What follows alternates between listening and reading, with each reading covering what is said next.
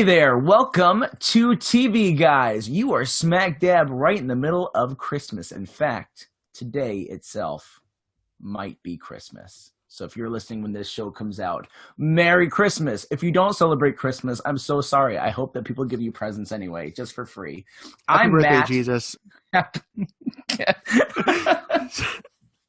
I'm Matt, and happy birthday, Jesus. I was going to say happy birthday, Jesus. Sorry, your party's so lame. And I'm Brian.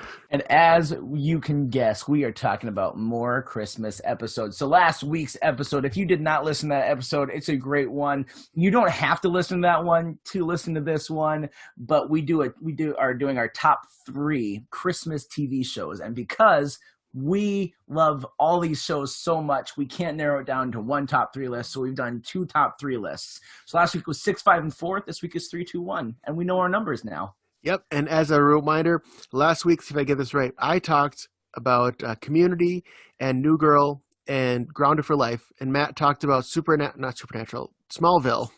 Pretty much the same thing, let's be honest. Yeah, Smallville, Lost, and Futurama. That's right. Those are 3 shows that I don't really talk all that much about, or haven't so far. This episode, I've got one that I know we have never mentioned. And then I've got 2 classic ones that we've talked about plenty already. So, all right, go ahead and kick us off, Brian. What is your number 3 overall best Christmas episode? My number 3, I'm going to go with a show we briefly mentioned last week, which is Everybody Loves Raymond. Nice. But it's not the episode that you mentioned.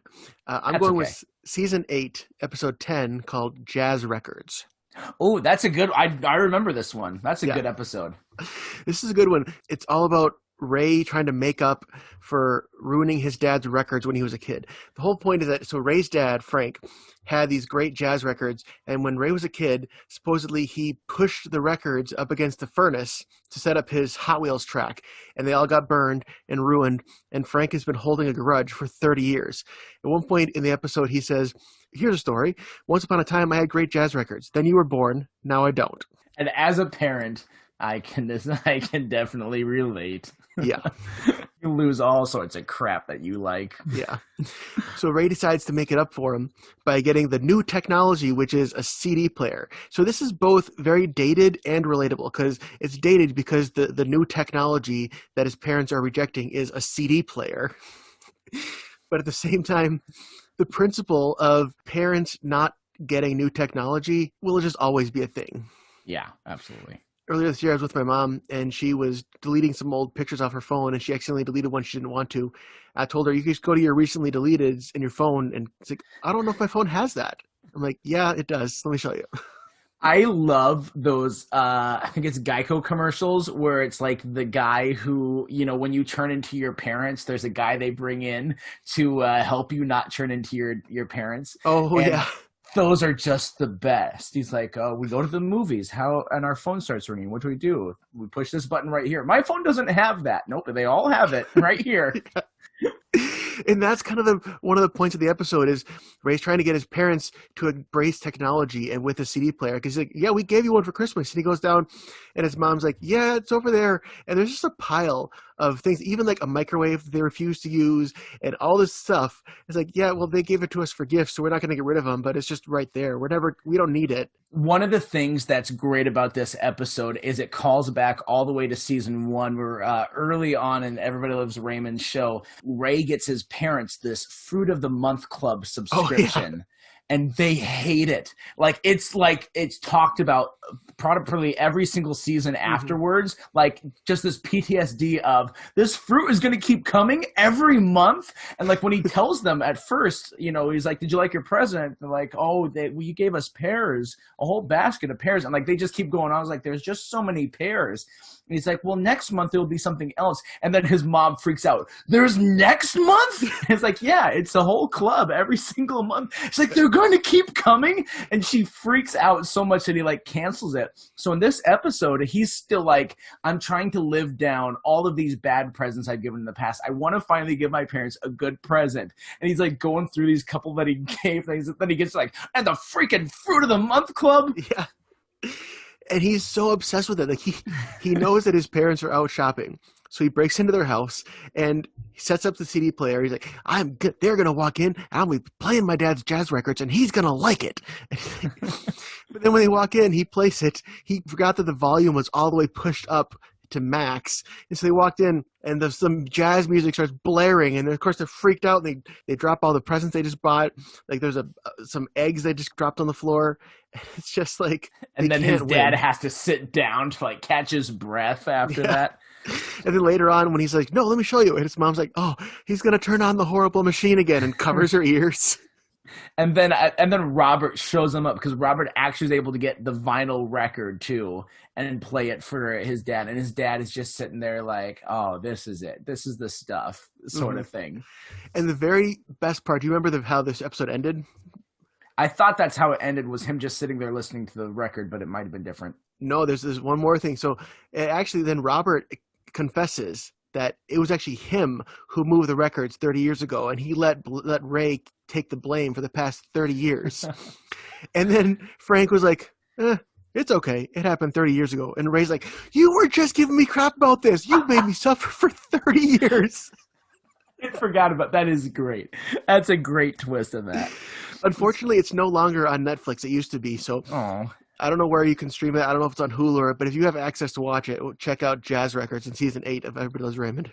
There's one thing I also remember about this episode, and it's kind of a sad thing, is that this episode was one where I remember really noticing how old Peter Boyle was getting. Yeah. That you can tell, like, he's still trying to give it, his same charisma, but you can tell he's just tired. He's just drained and doesn't have the energy that he used to have. And so, like in that final season, sure, he has funny lines, but it's so hard for him to get those out, and you feel so bad. Yeah, and he actually passed away the year after the show ended. So if the show had gone one more season, they would have had to write Frank's death into the show. Yeah, it's sad. He was a great actor. I loved a lot of the stuff that he was in. Talking about Santa, or talking about Christmas time, he's in both the first and second Santa Claus. And even though he's not a big part, he still pops up. I forgot he was in that. We watched it a few weeks ago. I'm like, wait, Frank's in this? Hey, there he is. And then he plays a completely different character in the second one. He gets to play Father Time in Santa Claus 2. Yeah. I haven't seen that movie in years. Yeah, they have like this meeting of all of like the holiday mascots, and so they've got Michael Dorn, who played Worf in Star Trek. He's the Sandman. They've got Aisha Taylor, who was Charlie on Friends in that last season, and who now hosts Whose Line Is It Anyway? She was who was she? Was she Mother Nature? Yeah, she was Mother Nature, and Peter Boyle was Father Time. She's also in like every show lately. She's in a ton of stuff. She's great. She's pretty funny. If you watch Archer, she's the voice of Lana in Archer. She was also on Criminal Minds for a while. Never watched Criminal Minds. Okay. All right, so Matt, what's your number 3? All right, my number 3 is, this is one of those only 90s kids will get it sort of shows. This is back from classic Nickelodeon, and it was out of left field, where like this show is a pretty funny show, but all of a sudden there was like a show that really dealt with something very deep, and it was the episode from season 1 of Hey Arnold called Arnold's Christmas. So in this episode, Arnold, if you don't know much about the show, Arnold lives with his grandparents, and they kind of run, I don't know what the best way to describe it is, but like they are apartment building tenants. And so like they've got all these other like, and a lot of like foreigners in there. So they've got like a guy who's from Ukraine or something, and they've got a guy who's from Vietnam. And so they've got like a bunch of different people there. And they're kind of like a little bit of their own family. So it's this odd family unit that they have in this apartment complex. They're all a lot closer than you would expect anyone to be. But during Christmas, they all do like a Secret Santa sort of thing. And so Arnold pulls out the name of Mr. Huynh, the Vietnamese guy that he doesn't really know a whole lot about. And so, he's like, what am I going to get this guy? He's talking with Gerald, his best friend. And Gerald's like, well, just maybe sit him down and talk to him and ask him. So, he's sitting with Mr. Huynh and like asking him questions and trying to get at like, what would he want for Christmas? What's important to him? And then he comes to find out that the reason why Mr. Huynh's in America is because back during the Vietnamese War, he was living with his daughter, and his daughter was like an infant daughter at the time, just a baby. And then he every single day he could tell like fighting was getting closer and closer to his village. And when some American soldiers were leaving from his village to go somewhere else, there was all these people who wanted to escape with them, that they wanted someone to take him out of this country. And so Mr. Wynn was there with his daughter, and when they're at the chopper, the American soldier said, we can only take one person. So he held up his baby daughter, and the soldier took it and brought it to America. And so it brought it to like this city. They never said what the city is, but they kind of like have combined like New York and Chicago and Philadelphia. They like combined three big ones and put them as one. They never really say what it is. Yeah. So they bring him to this big metropolitan city. And so Mr. Wynn was like, I as soon as I can get out of Vietnam, I'm going to come to America. I'm going to come to the city, and I'm going to find her and find my daughter. But it took him 20 years. And so, he's now in that city. He's now living there. And he's like, I would just love to be able to see my daughter again. That's what I'm here for. So Arnold's like, I need to find his daughter. And so this is all on Christmas Eve, and he's like, oh, that's one day to find it. And Gerald's like, I'm going to go with you. So his best friend, they're both looking for her. They get this lead. They go to this government building, and like pretty much everyone's like gone for the day or having this party, but there's this one guy who's actually working, and he's like, okay, I'll help you, but you got to do my Christmas shopping for me. And so, which is the biggest stretch of this TV show, is this guy trusting these kids to do his Christmas shopping that he's never met. So they're doing that, and they're able to get all these things except for this one item that is like the big ticket item of the year. And that's where the B plot comes in, because Helga, who has a huge crush on Arnold and like loves him, but is kind of mean to his face because she doesn't know how to express it since she's 9. It's the typical like schoolgirl who pulls your hair and all that kind of stuff because she has a crush. Absolutely. Yeah. Every single episode is like, she's so over the top with how much she likes him. But to his face, she's like bullies him. Mm-hmm. So she's like, if I give him the right gift, then he'll just be overwhelmed with affection for me. And so she's trying to figure out what is this right gift that I can give him. And she somehow overhears and knows that he needs to get this pair of these snow boots in order to finish his Christmas shopping, so that he can reunite Mr. Wynn with Mai, I think was his daughter's name. And she ends up getting those for Christmas Eve when she goes home to her parents, because they aren't able to find it. They're sold out. Think of Jingle All the Way, that sort of thing. It's like sold out everywhere in the city. So she goes home. Her parents gave her one present. It's those boots. She wanted these boots for all year. She's been asking her parents. She finally gets them and then realizes, crap, this is the only way that I can help Arnold. So she's able to give up the things she wants the most. It's kind of like a gift of the Magi sort of storyline. She gives up the things she wants most for Arnold, who himself is just trying to get Mr. Wynn back in touch with his daughter. It's so sentimental. It's so out of left field. And I don't really remember any Hey Arnold episode nearly as well as I remember this episode, just because of the topic it dealt with. And you get to the end of the episode and they get reunited, spoiler alert, and it's just like, oh, it really touches your heart. And it does such a good job of like, this is, a lot of Christmas episodes are like, this is what Christmas is about. And sometimes you're like, okay, yeah, you're right, but you're not saying anything new. This one really was this is what Christmas is about, and showed it in a really good way through a couple different stories. Yeah, I don't remember that episode specifically, but what I like about shows like Hey Arnold is that there's such a wealth of characters. They're downtown. Is it downtown New York, I think it's supposed to be?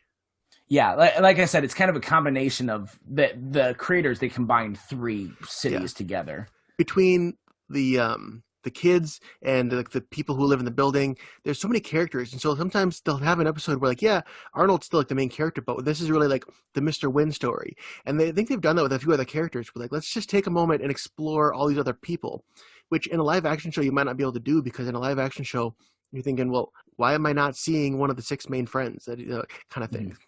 Yeah.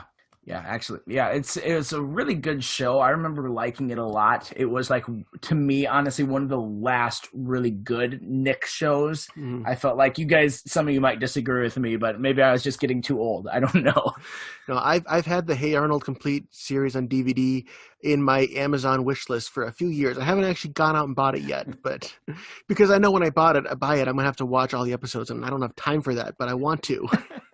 You can bring your kids into the love of Hey Arnold with you. Mm-hmm. Family time. Yeah, that could work. All right, what's your number 2? My number 2 is a show I don't think you've seen, Matt, but it's related to a show you have seen, Okay. which is actually Girl Meets World. It's a spin-off from Boy Meets World. The Christmas episode, season 1, episode 16, is called Girl Meets Home for the Holidays. And it is the first appearance of Sean in Girl Meets World, as well as Corey's parents, Amy and Alan, also come for Christmas.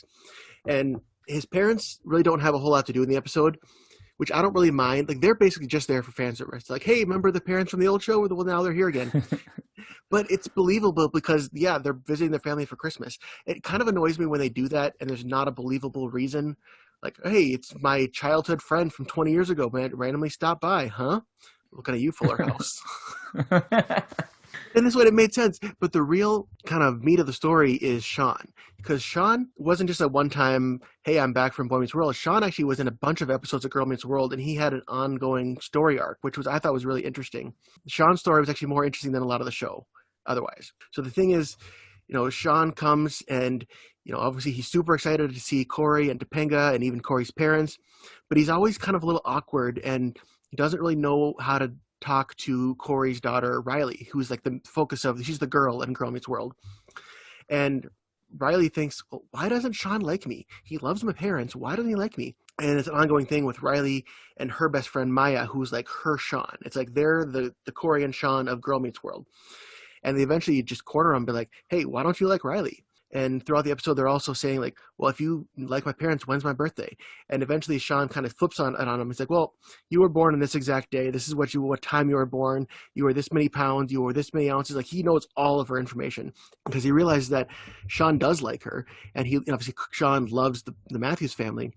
But when she was born, it kind of reminded him that his best friend, that Corey and Topanga, were on the new stage of life. They were parents, and that Sean was still kind of feeling lost because Sean is still a single guy. He still doesn't have that. He still kind of wants that sense of family that he doesn't have, that the Matthews have, because he's always been with the Matthews. And so that kind of sets the storyline in motion of him connecting with Maya, with Riley's best friend, who, is like, she's the Sean of Girl Meets World. She has kind of the same story as Sean. Like, she has a mom, but her family life wasn't the best, and she's kind of just become unofficially like adopted by the Matthews family, just like Sean was. And so it kind of starts this whole storyline of Sean connecting with Maya and being like a father figure that she never had before. Nice. Hey, real quick, so do they address like what happened to Angela with Sean? Is it just like, oh, that didn't end up working out? Well, remember Sean and Angela were broken up at the end of Boy Meets World. She went off. Oh, they were? Yeah, at the very end, she went off with her dad. Angela does come back for one episode, and that's another one that really doesn't make a whole lot of sense. She comes back to get Sean's advice if she should get married to her new boyfriend, which makes a lot of sense. Yeah, let me ask my ex. That'll go over well. Yeah, a lot of the cameos from Boy Meets World characters make a lot of sense. Like, Sean has the best arc. Eric's arc is pretty good. They even have, remember Harley Kiner, the bully? He's actually in a ton of episodes as the janitor of the school. Is that the guy that, like, the bigger guy? No, that's Frankie. Yeah. No, Harley was the bully who, like, the greaser, the guy who wore the leather jacket and called Corey Johnny Baboon. Anyway, so back to this episode. So they have that. At the same time, you have, like, the fun Christmas stuff. Because you remember, Corey also had a baby brother that was born towards the end of Boy Meets World. They bring him, obviously not the same kid. He's a teenager now. He's hanging out with a little kid, Augie, Corey's son. And they're just kind of popping through the storylines, just commenting on things and just kind of being the fun little extra story. And then there's a little dumb runner, I think, of Corey's mom, Amy, criticizing Topanga's cooking, which, like, that's not at all the storyline that they had in Boy Meets World. That's not the relationship they had. But it's kind of continues this whole thing of Disney Channel not really knowing how to write interesting stories for moms. If you watch their shows, Disney Channel moms, and this isn't a criticism against the moms, it's just like, give them interesting stories, but they never do. No, because they're just there. Yeah, but they give dads interesting stories way more often. Yeah, come on, Disney. Calling you out. You called out Fuller House, you called out Disney Channel, both of those back to back.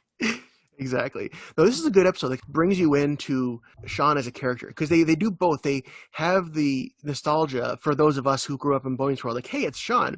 But at the same time, they do a really good job at introducing Sean as a new character for the kids who may not have seen Boy Meets World. Because they play up everything about Corey's so excited that Sean's coming. And he's like, the Corey and Sean Christmas ornament goes right in front of the Corey and Topanga ornament. It's just like...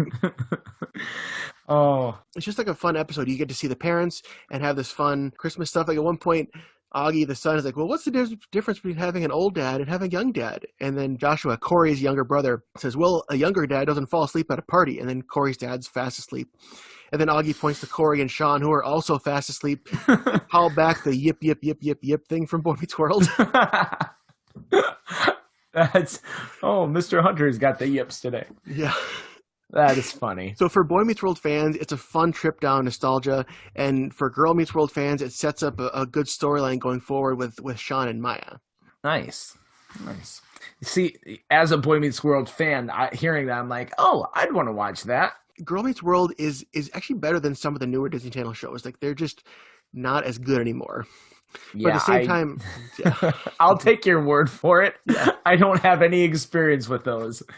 But if you look up the episodes that have returning Boy Meets World characters, then it's kind of fun because like Eric is in a few episodes that are really good. You get to see some of these other people. Minkus comes back and everybody. It's just fun. All right. Well, my TV show is a near and dear one we've talked about a couple different times. So it is Brooklyn Nine-Nine, and it is in I believe it's season 3. And the episode is Yippee Kayak. And so this episode, so if you know anything about Brooklyn Nine-Nine, you've watched a couple episodes, you've probably heard Jake Peralta talk about Die Hard, his favorite movie. Mm-hmm. So one Christmas, he's trying to get a last-minute gift for Boyle because he worked so hard to get a good gift for Amy. And then he's like, oh, crap, I didn't get one for my best friend. Because his best friend comes in and he gives him like this great, great present. And he's like, oh, no, this is awful. And so he's like, we got to get something last minute on Christmas Eve. And so he enlists Gina to help him out. But Boyle overhears that she's going to be going shopping. And Boyle, like, of course, puts himself in it. He's like, you're going shopping? Jake, who did you miss? Who is the person that didn't get the gift? And he's like, Amy. And Boyle's like, ooh, that's a big one. So Boyle is like, I will go with you to help you. And, you can't talk him out of it. So the three of them, they go to a department store. And they get there right as it's closing. And Gina's like, haven't you ever been to a department store before? The light's on inside because people are still shopping. You let them finish 15 minutes after you close, and then you can kick them out. And so Jake's like, okay, we just need to sneak in so that we can be in the thing and we can act like we were shopping ahead of time and then get that gift and get out of there. So they find like a back door. They sneak into the back door. They're in the place shopping. And then all of a sudden they realize all the other shoppers that are in there are robbing the store, and they round up like all of the employees, and they're hiding. Like they don't know, the robbers don't know that the three are in there. And so they're hiding. And then all of a sudden Jake's like, oh, it's Die Hard. And so then he gets to live his Die Hard moment. And so like, he's so excited about it, but then he's like, he kind of goes through the like flashing, like, oh yeah, I forget, this is super serious and we need to make sure that we bring these guys down, but this is Die Hard. Like, so he's so excited to do this. And so this episode is great of like him being so excited about Die Hard, but Boyle, I love Peralta and Boyle's dynamic throughout this show. So Boyle is so supportive of Jake, but he doesn't quite get the same things that Jake gets. So like he's trying to add to it and help him out, but like it's completely wrong. And Jake's like Jake won't be deterred in his like seriousness, and he's just like, that's all right, we'll go with it. Like at one point he says like the tagline for the thing, he's just like 8 criminals, 1 cop, just the way he likes it, or whatever the tagline was. And Boyle's like, well, there's 6 of them. He's like, I know, but that's just the tagline. The tagline for it's like, whatever, just we're gonna go. In any other show, in any other show, the Boyle-Jake relationship would be like Boyle is so into Jake and Jake is just annoyed by it. Whereas like Jake isn't quite as nerdy as Boyle in some ways, but Jake is just as much of a friend of Boyle. It goes both ways, which makes it a good relationship. Yeah, exactly. It's so refreshing to see because like you're absolutely right. It defies that expectation and it makes it more fun because Jake sometimes will pull Boyle back from the ledge and like that's kind of super weird, but he doesn't like shame him. He's just like, yeah, we went too far with that, Boyle. I've seen this episode. It's been a while, but this episode is also a perfect example of why Jake is so great. Because Jake seems like he'd be so bad at his job and so preoccupied and so annoying. He's like, all you're doing is just talking about Die Hard. But at the same time, he's still going to do his job. He's still going to get the bad guy. He's still going to do everything, but he's going to do it while having style and talking about movies and stuff the whole time.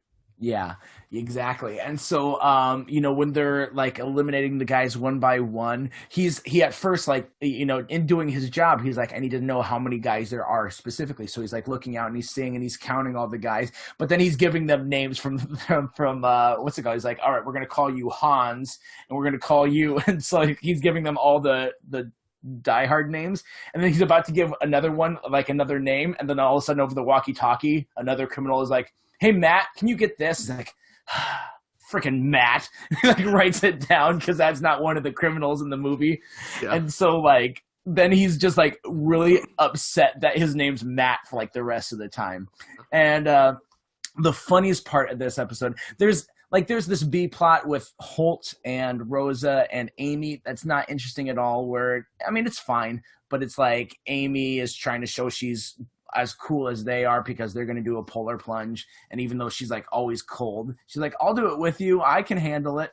And then there's one that actually factors into the main one was with Terry. And so Terry, last year, he got butt dialed by Hitchcock like 90 times during Christmas. And his whole family like was like getting so annoyed at his phone keep going off during all the family time. And his brother was like mocking him the whole time. So he's like, this year, you do not call my phone. No one calls my phone. I am away. I am unavailable. Well, obviously, he's the only one that they can get a hold of. And so when they call him this year, he's just like, you better be dying. It's like, we're in a hostage situation. He's like, I'm so sorry that I answered the phone that way. And so he's the only one who comes down and goes on site. But he's outranked by the Vulture, who is played by the guy who plays Mayhem in those old Allstate commercials. Yeah. And he is just great in this show. But he's just like a jerk, and he's like, I want all the glory for myself. So he like is gonna run in, and he's like, we should just go attack the place now. And so Terry has to talk him down from the ledge. He's like, no, you can't do this because they're in there. You're gonna get people killed. And the Vulture's like, I can do what I want. I can have that sniper right there. He'll shoot anyone I tell him to shoot. He'll shoot you. And the sniper's like, no, I won't. It's like, well, he'll go into that building. He's like, fine. And he goes in the building. But the best part of the episode is when they're thwarting the bad guys and they get a Die Hard moment. And so it's like, well, they're going to get caught. And so there's room for someone in the vents to get the jump on him. And Jake's like, Boyle, you can get in there. You can fit. So he like sends him up into the vents. And then Boyle does save the day. He drops down on the bad guy before he kills Jake. And then he says the catchphrase, which again, he doesn't know. He's like, yippee kayak, other buckets. And Jake's like, that was so cool, but so wrong. It's okay. Obviously, that's their way because they would probably actually say the catchphrase if it wasn't. Exactly. So it's their way around the censor that was just the funniest thing. This episode had me laughing so hard. You know, that when you're talking about Terry and the guy who plays Mayhem, it reminds me of an episode of Family Matters, which the Die Hard connection, the dad from Family Matters, Reginald VelJohnson, was the cop from Die Hard, and in Family Matters, he's also a cop. And there's a hostage situation where Laura and Steve are in a bank. And the same thing, like his boss is just completely inept. He's like, well, what should we do? He's like, well, normally in hostage situations, we do this. He's like, yes, that's a great idea. We should be doing that. But in this one, Vulture's just completely antagonistic. He's just a jerk, and he just wants to do it himself. So, this was a start of Terry's arc that comes after this, too. It was a great start for him because, I mean, with Christmas episodes, that's the winter break, and there's going to be like a month break that they usually have. So they try and leave on some sort of cliffhanger or something. So they set up an arc for Terry for the rest of the season where he's wanting to become a sergeant. Yep. And so it's like Holt shows up. He's like, you handled this situation really well, even though he was ahead of you. You saved lives by standing up to him and showing that authority. And he's like, you should be a sergeant. He starts trying for that later in the season, which is a great way to continue his arc. Yeah, I gotta get the Brooklyn Nine-Nine DVDs or find some way to stream them because I want to rewatch them again, but I don't own them right now. Oh, I love this episode, as you can tell. The soft opening is, and I'm ruining it if you haven't, I'm just going to tell you the whole episode because I love it. The soft opening, Amy was talking about how, how Holt has a strict no gift policy? And Jake's like, yeah. And she's like, I thought of a way to get him a gift. And so she's so proud and she's bragging to him. I remember this. I put it in a bag and I put it so it's not looks like a gift. And then I changed my handwriting so he wouldn't recognize my handwriting. And then Jake's like, so let me get this straight. You put an unmarked box or bag in his office on his desk with fake handwriting to throw him off. And he's like, and she's like, yeah. He's like, I know what's about to happen. Then Hulk comes out of his office, bomb! We got a bomb! And then everyone starts freaking out. And Jake looks over at Amy. He's like, great present, babe. That is great. One of the better soft openings. So, Matt, I would be willing to bet that our number one is the same show. It is. I figured it was going to be when we haven't heard from The Office up until now. Yeah. So I took a risk. I'm going to be talking about season 2, episode 10, Christmas Party. Does that ruin it? Nope. Good. Yeah. The first Christmas party they ever did, and it starts out with Michael and Dwight bringing in a tree that's entirely too tall. They have to chop it off. Then Michael's like, well, we're going to sell the little part to charity, kind of setting out, like, Michael doesn't know how to run a Christmas party. It starts out, it was a Secret Santa. And so they start opening up the gifts. But Michael, like an idiot, decided to use a bonus check that he got to buy a $400 video iPod. Again, old tech alert. Video iPod was the new thing at the time. Yeah. For Ryan, when there's a $20 limit. Like, I don't know what he was expecting. So they started opening the gifts, and then all of a sudden, Ryan opens his, and I was like, wait, why is there an iPod here when it's supposed to be a $20 limit? And then Michael gets a homemade oven mitt from Phyllis, and he all of a sudden just turns into this whiny little child because he's like, well, I got Ryan an iPod, and all I got was this oven mitt from Phyllis. And he hijacks the party and turns it into what he calls Yankee Swap, White Elephant, where you're stealing gifts and all that kind of stuff. And everyone ends up with the wrong gift because Michael couldn't handle the fact that other people didn't decide to jump for a $400 gift for an office Christmas party. Yeah, and he says in like one of the interviews is like, you know, I love giving gifts because you're able to say, this is how much I love you or how much I like you, this amount of dollars worth. Yeah. So he views it as like however much you spend on it is how much you like me, and then getting that crappy homemade gift. Yeah. So Matt, real quick, I didn't prepare you for this. Do you have any White Elephant gift exchange where you got something really interesting? Oh man, I don't know if I should say it because I don't know if. So every year we do. I'll tell you guys in a couple weeks what this one is for this year, but I'll tell you my last couple ones. Every year we do this White Elephant party where it's like we really try and give awesome gifts. And so we have voting for like the last couple of years about what's the best gift. So I've won the last 2 years in a row. 2 years ago, I created my own workout video that I gave, and it's really terrible, awful workout tips. And so like it's the funniest thing. I like recorded it. It's on Facebook, and it's just hilarious how bad of workout advice I give as I'm doing the video. So people can get Matt's body. Exactly. Which you don't. At one point I'm like, you need to hydrate, and like open a can of Mountain Dew, and I just chug it, and like it's just dripping all over me as I'm chugging it in the middle of my workout.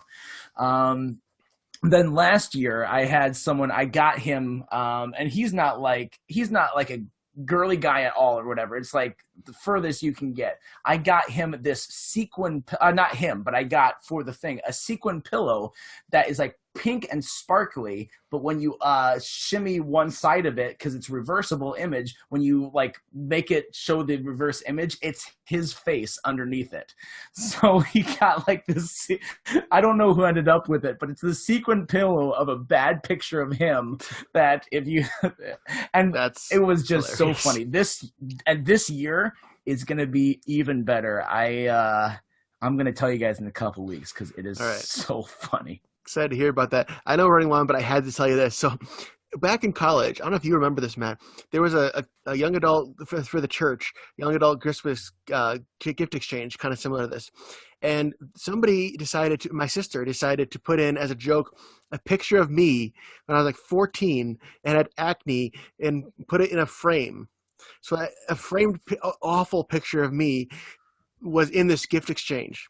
And then somebody's wife, Matt, took that, put it in the girls' dorm hallway at North Central with a sign that said NCU's most eligible bachelor. I remember that. I think I really tried to get the date with Dan. I think someone gave away a date with Dan, and it wasn't Dan, by the way. He didn't give away that. Someone else or like offered to go on a date with him. So I just had to bring that up. But yeah, this Christmas party just turns into chaos because of this hijacked Secret Santa turned White Elephant gift exchange. And I was thinking during this, you know who has the best attitude through the White Elephant?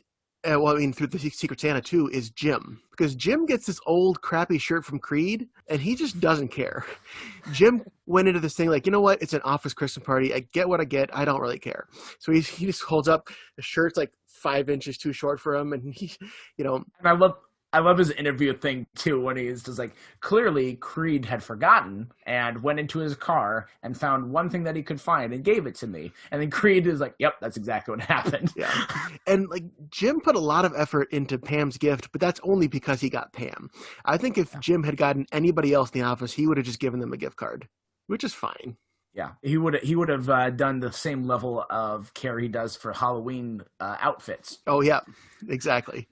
And then afterwards, the party is kind of derailing because everyone's mad, hurt feelings. Phyllis is hurt because Michael's openly bashing her gift.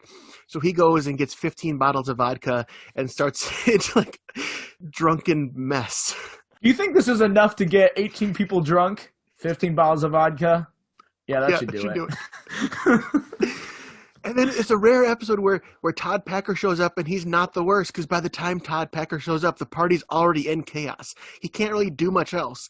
They're looking at him like, of course Todd Packer's here. The party wasn't great anyways. I'm actually surprised this is your top one because, okay, so I'm going to talk about my top one in a second. But even my second best Christmas episode was later seasons, was the one where they were in danger, like right before Dunder Mifflin got sold. Actually, they find out they had a buyer for Dunder Mifflin in this episode. Secret Santa, right? Yeah, it's the co-manager battle that Jim and Michael are having, because Michael was going to be Santa and Jim told Phyllis she could be Santa. And it created this huge, huge problem. And so Michael was just like you had said, he was being a pouty kid. And so he's sitting there with a karaoke machine because at one point he's like, well, if I'm not going to be Santa, I'm going to be someone else. And so he flips it inside out and he comes to the party as Jesus. And they're like, this is so terrible. This is completely offensive. And like, he's just did like the worst stuff that episode. I remember I liked Jim's comment early on when like he was trying to get someone to sit on his lap as Santa. He's like, please, I need this. And Jim's like, you can't pin someone to your lap and say, I need this, I need this.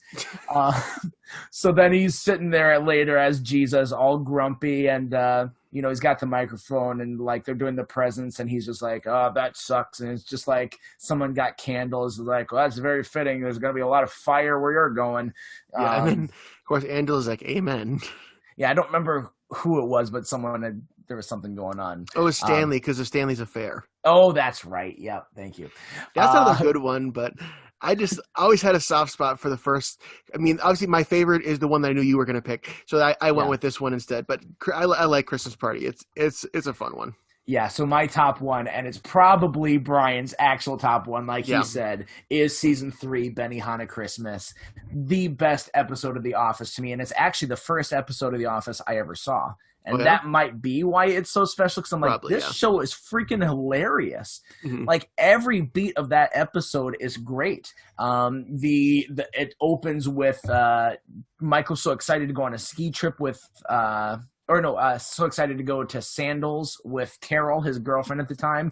And then Carol shows up, and guess what? Michael had sent out Christmas cards to all their friends where he photoshopped his face onto a picture of Carol and her kids and her ex-husband at a ski trip. And she's like, this is weird. They hadn't been dating for that long. No. So, like, he's clearly moving so fast. And she ends up breaking up with him right before the Christmas party. So, he's all upset, and he's trying to take it on the office. And I love the thing where he comes out. He's like, sorry, everyone, Christmas is canceled. And Stanley's like, you can't cancel a holiday. He's like, give it up or you're going to lose New Year's too. Apparently this year you can cancel holidays. Apparently this year. Yeah, this is the one that you can cancel a holiday. And then there's like these really nice robes they all get from corporate for their Christmas present. Yeah. And Michael's just laying there crying and whining near Pam's desk. And Dwight comes up and is like, we're one short. And Mike, without hesitating, take it from Toby. Yep. So Dwight goes in the back and he pulls the gift right out of Toby's hands, and Toby's like, "Why?" And then, of course, to help him feel better, Andy decides to take him and Jim out to Benihana's, and Dwight comes along too. Ryan gets out of it with all the excuses, which was probably one of my favorite Ryan moments. Was him having all these excuses, and like Jim's like, "Well, thanks for taking all the excuses," and he comes up with even more. He's like, "I keep them right here in my BlackBerry." And there's also a great line there where Michael's like, "Jim, Dwight, Ryan, we're going to Asian Hooters." I like his line after that when he's the interview where he's like, "Bros before hoes, but especially if you've been nothing but good to your hoe." And like he goes in this whole thing where he keeps calling Carol a hoe, and then he gets to the end, he's like, "And then suddenly she ain't your hoe no mo." Yeah. And then at Benihana, Dwight gets separated from them, and then Jim gets to prank him. Yeah. No, you're right. Like, there's a little bit of a Jim thing here where Jim's trying to be more mature. Like, he's come back. This is after he has come back to Scranton.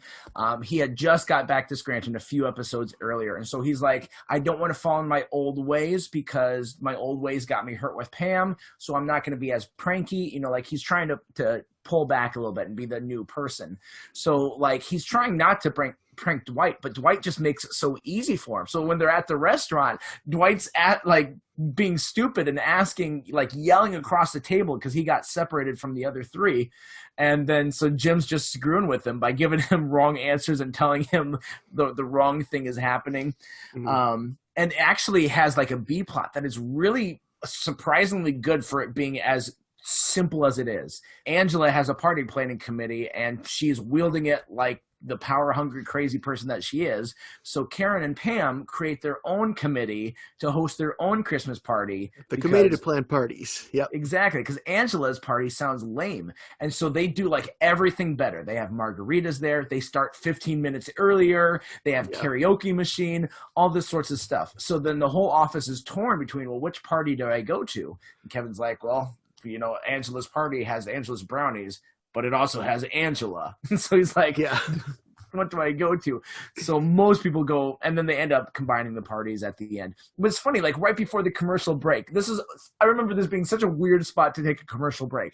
They both start their parties. Stanley stands up and is like, which party is he going to go to? And then they go to commercial. I'm like, we're not specifically gripped by this, but okay, commercial's got a commercial. I need to know where Stanley's going. Like...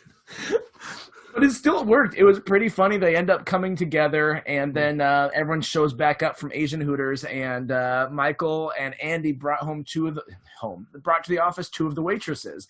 Now they're getting drunk while they're there, and then of course, because Michael sucks, he can't tell the difference between the two that they brought. They're both Asian. They're both young women, and he can't tell the difference. So he doesn't know which one is his date.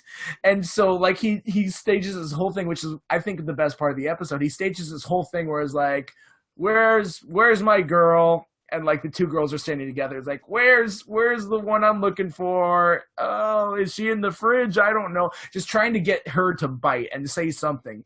And then finally she's like, here I am. He's like, of course, there you are. He walks over to her and then gives her a hug. And while he does it, he marks her with a Sharpie so that he knows which one.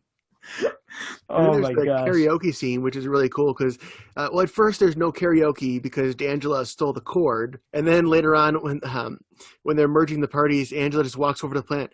Is this the one you're looking for? Like, clearly she hit it. Clearly she was the one. I think I saw the cord somewhere. She just goes right to where it is, hidden in the plant. Oh, is this what you're looking for?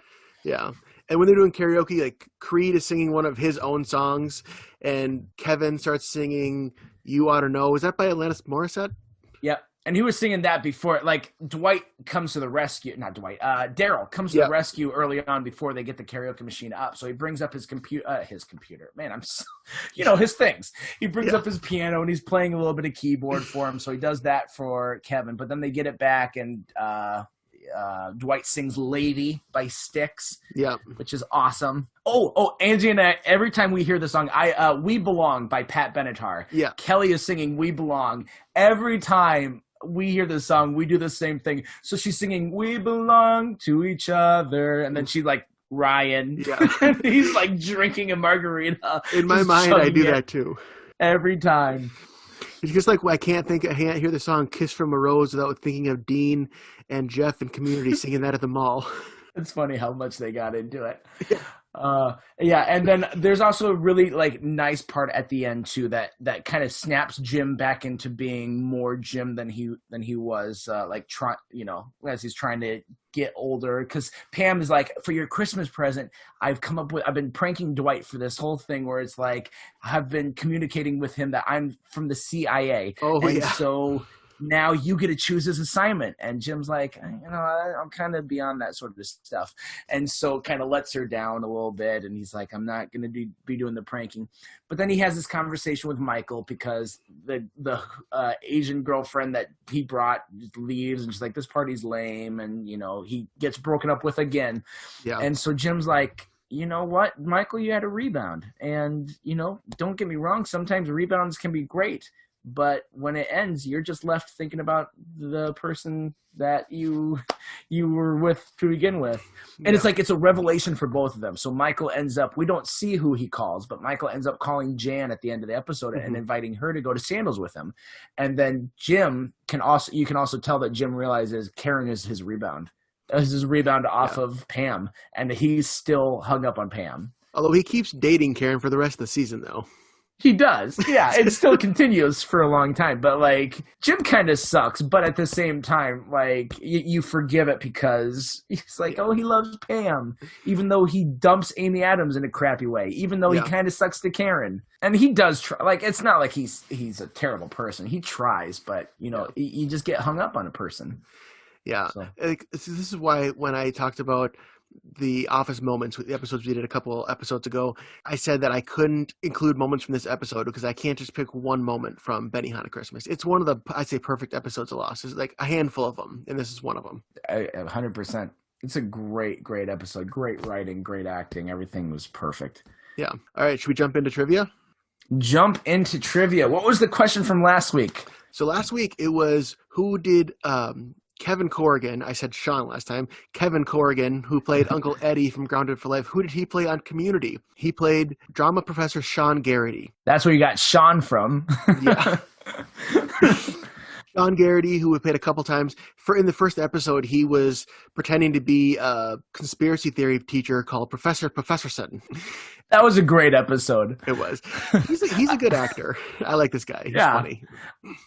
I like the climax of that episode of all the guns shooting and then just it's kind of like the Arrested Development. That's why you always leave a note. That sort of thing. All right. Well, did we get anyone that had messaged you and had the right answer? No, no one messaged me about this specific trivia. You know what I realize as we do this? We kind of post these episodes a couple days before we record, and so you don't really have a whole lot of turnaround, but you can still go ahead and comment, and you can still answer those questions, the trivia ones, and we can post winners, and we can comment on them a week later, too. So we're on Facebook and Twitter, and email on tvguyspodcast@gmail.com. Get to us however you want, or you can text us. Yep. Yeah, and Twitter is @tvguys1. All right. So this week, the question comes from Hey Arnold, and the creator of Hey Arnold, Craig Bartlett, he's brother-in-law with another popular TV show creator. He's created a couple different shows.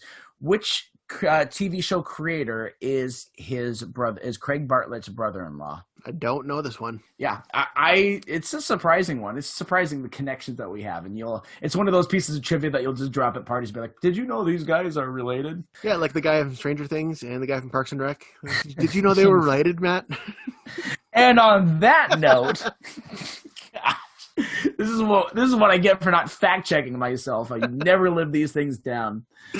Well, let us know, what are your favorite Christmas episodes? Did we hit the ones you thought were great? Next week, we are going to talk about not everyone, but a lot of people's favorite shows. If you had a Netflix subscription a couple years ago and you watched a TV show, you either watched The Office or you watched this show. And we're going to talk about that one next week. 60 minutes. Until then, 60 minutes, of course. Until then, I'm Matt. I'm Brian. And we're reminding you, don't watch 60 Minutes, but stay tuned and keep watching.